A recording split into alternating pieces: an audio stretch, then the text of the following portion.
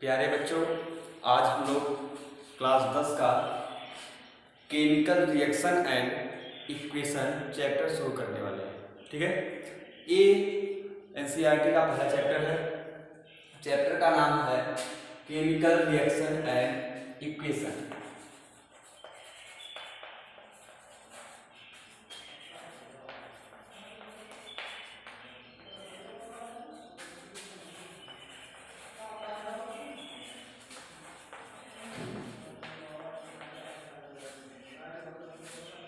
ठीक है, तो इस अध्याय में हम लोग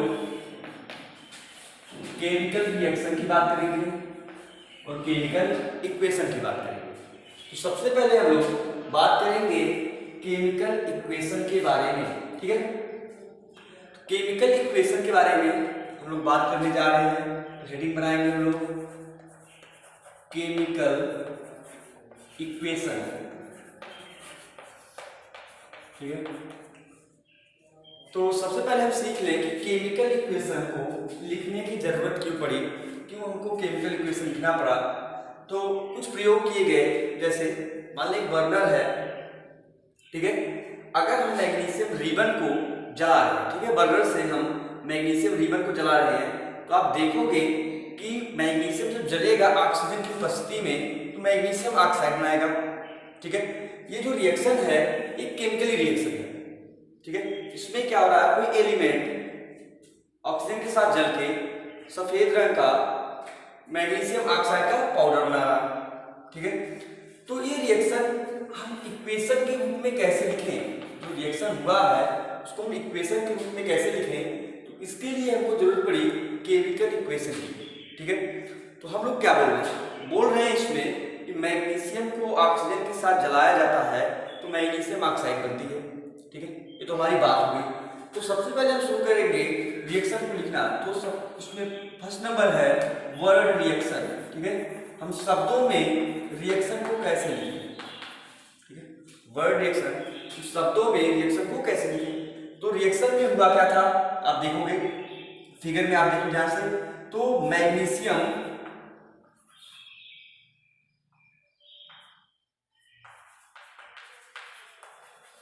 प्लस ऑक्सीजन आपस में रिएक्ट किया और रिएक्ट करके बना लिया मैग्नीशियम ऑक्साइड। ठीक है, तो जो रिएक्शन लिखा गया है वर्ड रिएक्शन लिखा गया है। कुछ बेसिक बातें हम यहाँ पे जान लें कि जो तीर के इधर होगा एरो जो लगी है, इसको इस साइड जो होता है इनको हम बोलते हैं रिएक्टेंट। ठीक है, इनको हम बोलेंगे रिएक्टेंट। ठीक है, और जो तीर की इस साइड है एरो के, इसको हम बोलेंगे प्रोडक्ट। तो लेफ्ट हैंड साइड हमेशा रिएक्टेंट होता है और राइट हैंड साइड हमेशा आपका प्रोडक्ट होता है। लेफ्ट हैंड साइड हो गई और ये आपका हो गया राइट हैंड साइड। ठीक है, अब हम लोग बात करें कि देखिए, अगर हमको कोई केमिकल लिखना तो दो केमिकल के बीच में प्लस चिन्ह आता है। ठीक है, मैग्नीशियम अलग हो गया, ऑक्सीजन अलग हो गया। तो इस प्रकार से हम वर्ड रिएक्शन, कोई भी शब्द में रिएक्शन को लिख सकते हैं। परंतु अगर हम रिएक्शन को ऐसे लिखें तो एक 9th क्लास में आप पढ़े थे लॉ ऑफ मास कंजर्वेशन। ठीक है, द्रव्यमान संरक्षण नियम पढ़े थे हम लोग। उसके आधार पर देखें तो हमको ये नहीं पता चल रहा है कि कितना मोलर मास यहाँ पे है, कितना यहाँ पे। ठीक है, जो स्टोइकियोमेट्रिक कोएफिशिएंट होता है, गुणांक जो होता है, वो हमको नहीं पता चल रहा है कि ये रिएक्शन बैलेंस्ड है कि बैलेंस्ड नहीं है। इसलिए हम क्या करेंगे, रिएक्शन को, जो आपका वर्ड रिएक्शन है उसको हम राइटिंग करेंगे। ठीक है, एलिमेंट के रूप में।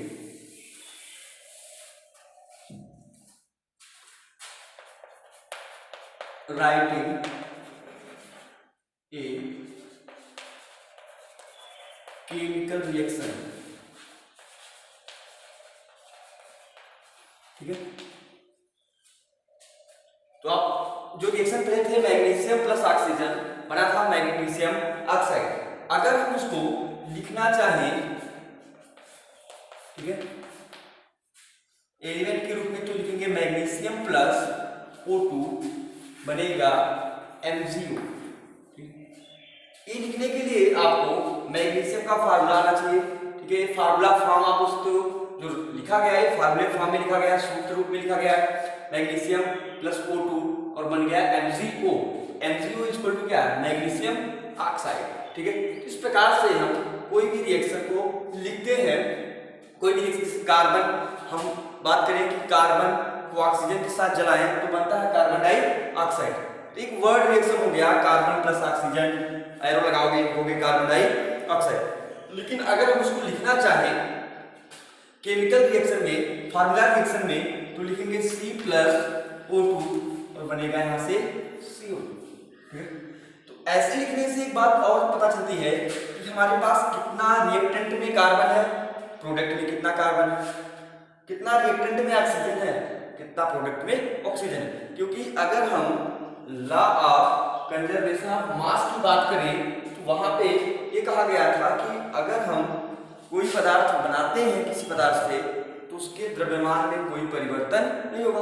अगर कार्बन यहाँ पे 12 ग्राम लिए हो तो वहां पे कार्बन कितना आएगा, 12 ग्राम। ठीक है, अगर यहाँ पे ऑक्सीजन आप 32 ग्राम लिए हो तो यहाँ पे कितना आएगा, 32 ग्राम आएगा। मतलब जो इसका टोटल मोलर मास है इस मोलर मास के इक्वल आएगा। ठीक है, यहाँ पे देखो, ध्यान से आप यहाँ पे मैग्नीशियम एक लिए हो, यहाँ मैग्नीशियम, लेकिन यहाँ ऑक्सीजन के 2 अणु, मतलब 2 यहाँ पे आपके मॉलिक्यूल्स हैं, यहाँ पे ऑक्सीजन एक ही है। ठीक है, तो यहाँ पे द्रव्यमान संरक्षण नियम नहीं काम करेगा। इसके लिए हम बात करेंगे कि हम केमिकल इक्वेशन को बैलेंस कैसे करते हैं। ठीक है, केमिकल इक्वेशन को हम लोग बैलेंस कैसे करेंगे। तो चलिए एक बनाइए आप, बैलेंस केमिकल इक्वेशन।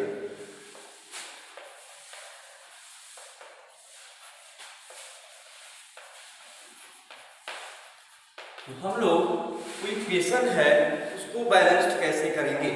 ठीक है, बात करें एक्सपेरिमेंट की बात करें, ये मान लो कोनिकल फ्लास्क है। ठीक है, एक कोनिकल फ्लास्क है, इस फ्लास्क में यहाँ पे काट लगा है। ठीक है, एक ग्लास वाल यहाँ पे ट्यूब, ग्लास ट्यूब आप बोल सकते इसको, ग्लास ट्यूब हो गया। ठीक है, इनके अंदर हम जिंक के छोटे छोटे पार्ट करेंगे, जिंक में। ठीक है, तथा डाइल्यूट सल्फ्यूरिक एसिड इसमें डालेंगे। तो जो रिएक्शन हुआ, तो रिएक्शन में हुआ कि जब हम जिंक के चूर्ण में, ठीक है, छोटे छोटे पार्टिकल में अगर हम डाइल्यूट सल्फ्यूरिक एसिड इसमें ऐड करते हैं तो होता यह है कि यहाँ पे हाइड्रोजन गैस बनती है। हाइड्रोजन गैस बनती है। अगर हम जो यहाँ पे एक्सपेरिमेंट किए हैं, जो भी यहाँ पे हम एक्सपेरिमेंट किए हैं, अगर हम उस रिएक्शन को वर्ड रिएक्शन में लिखना चाहें तो कैसे लिखेंगे, वर्ड रिएक्शन में कैसे लिखोगे? तो आप वर्ड रिएक्शन में लिखोगे जिंक प्लस सल्फ्यूरिक एसिड। ठीक है, सल्फ्यूरिक एसिड, एरो लगाओगे यहाँ पे, तो यहाँ नीचे लिख रहे हैं हम, बनेगा आपका जिंक सल्फेट प्लस हाइड्रोजन। ठीक है, ये बने, तो हाइड्रोजन गैस यहाँ पे निकल रही है, ये वर्ड रिएक्शन हो गया। अगर हम फार्मूला रिएक्शन की बात करें इसका, ठीक है, तो कैसे लिखूंगा फार्मूला रिएक्शन इसका, जिंक, ठीक है, जिंक का फार्मूला है सल्फ्यूरिक एसिड H2SO4 यूज किए हम यहाँ पे। ठीक है, बनेगा यहाँ पे zinc sulphate ZnSO4 plus H2। अगर हम फिजिकल स्टेट की बात करें तो जिंक यहाँ पे सॉलिड है, यहाँ पे H2SO4 लिक्विड है, यहाँ पे जो जिंक सल्फेट में आएगा एक्वस फॉर्म में बनेगा और हाइड्रोजन गैस, ठीक, गैस लेके यहाँ पे बाहर। अगर हमको इस इक्वेशन को क्या करना है, बैलेंस करना है, बैलेंस्ड केमिकल इक्वेशन, ठीक है। इस इक्वेशन को अगर हमको बैलेंस करना है तो बैलेंसिंग कैसे करते हैं इक्वेशन को, उसको देख लो आप, ठीक है।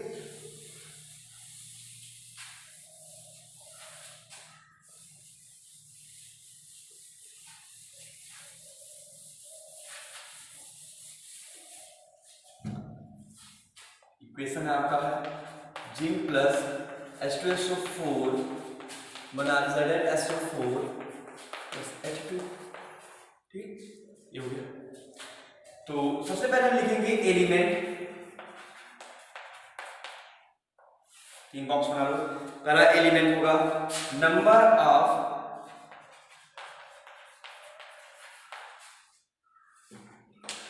एटम इन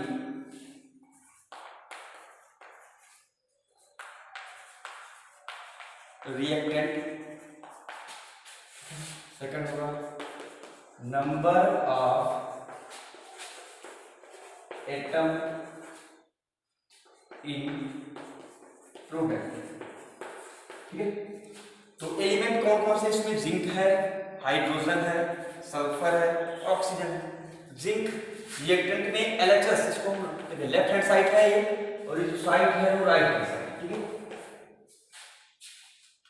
तो यहां पे हम देखें जिंक आपका 1 है, हाइड्रोजन 2 है, सल्फर 1 है, ऑक्सीजन 4, ठीक है। यहाँ पे जिंक 1 है, ऑक्सीजन, हाइड्रोजन यहाँ पे 2 है, ठीक है, और सल्फर 1 है और ऑक्सीजन क्या 4। तो आप देखोगे लेफ्ट हैंड साइड में जो भी एलिमेंट है, राइट साइड में एलिमेंट क्या है, बराबर है, नंबर ऑफ एलिमेंट बराबर है। जिंक 1 है, हाइड्रोजन यहाँ पे 2 है, 2 वहाँ पे है, सल्फर 1 है, वहाँ पे 1 है, ऑक्सीजन यहाँ पे 4 है, यहाँ पे 4 है। तो ये जो रिएक्शन है वो बैलेंस्ड है, ठीक है। ये जो बैलेंस्ड है, ये रिएक्शन जो है यहाँ पर क्या है, बैलेंस इक्वेशन, इसको बैलेंस करने की हमको जरूरत नहीं पड़ेगी। आप सबको समझाइए। अब अगर आप टोटल मोलर मास इधर जोड़ लो, इक्वल टू करोगे total molar mass of product का आएगा, ठीक है। अगर ये मोलर मास सेम नहीं आया, इसका मतलब है कि जो आपका रिएक्शन है बैलेंस्ड नहीं है।